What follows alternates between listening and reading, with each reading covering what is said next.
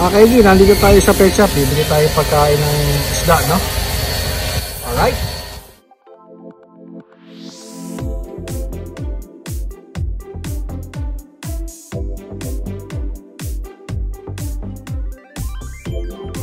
Hey mga kaenggi, Kuya Mike. Alright.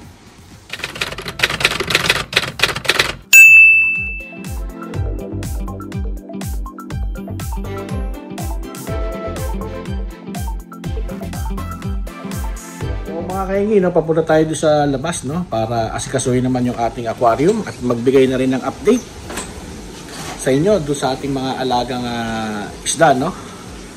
So ito po sila, no. Ayan, no. Tsaka ito. Alright. So kanina pumunta tayo sa pet shop, bumili tayo ng pagkain nila, no, live fish, no. Pero linisin muna natin yung ating aquarium at mag-water change tayo. Alright. So, ito po yung ating super red, no, na arowana. Tapos ito naman po yung ating banjar. Banjar nga ba? Yan, no.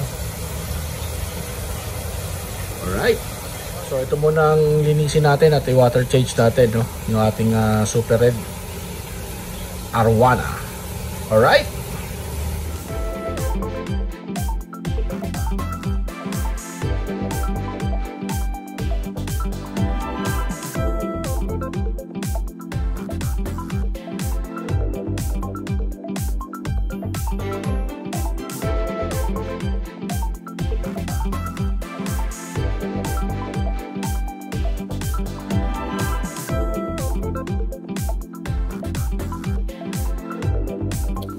Mga kainggi, no, so ini-scrub muna natin yung salamin, tapos mamaya mag-water change tayo, babawasan natin to, no, para mahigop natin yung mga dumi, no.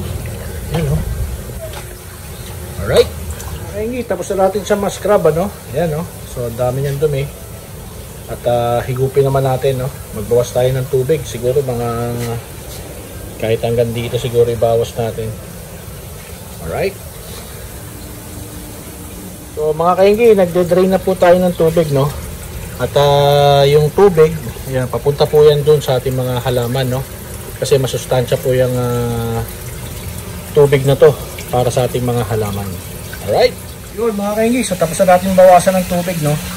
Magpa-final scrub lang tayo. Tapos nyan ay magdagdag na tayo ng tubig ulit. Alright. Pala yung overhead sump natin, no. Ayan, no. Kita nyo naman, napakalago ng mga photos natin, mga halaman. Ayan, no.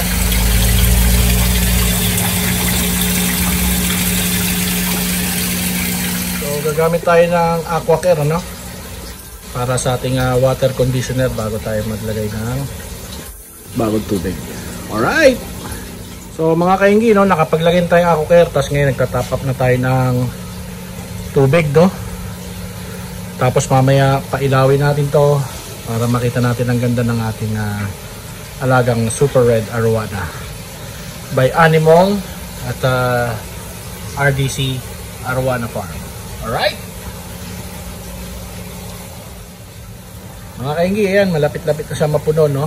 After nan, pa-stable lang natin yung tubig para tapos buksan natin yung ilaw. Yan. Yan mga kainggi, no. So nagsettle down na yung mga dumi at kitang-kita na natin yung ating alagang arowana. Ayan siya, oh. Alright. So try natin magpakain, no. Huli tayo dito. Yo. Isa. Dalawa. Yan.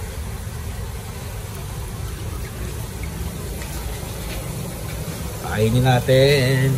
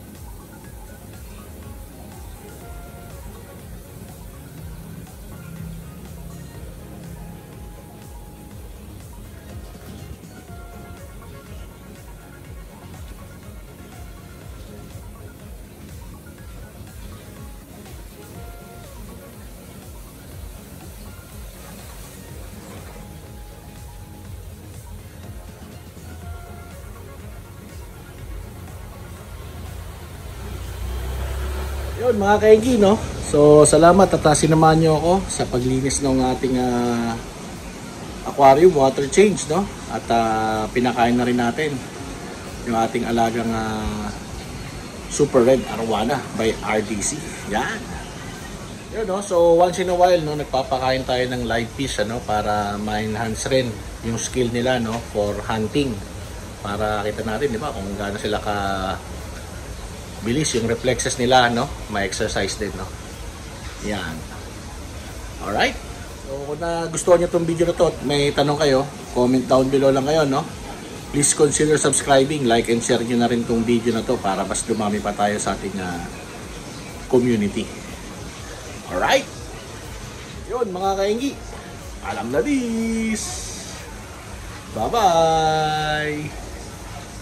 Alright.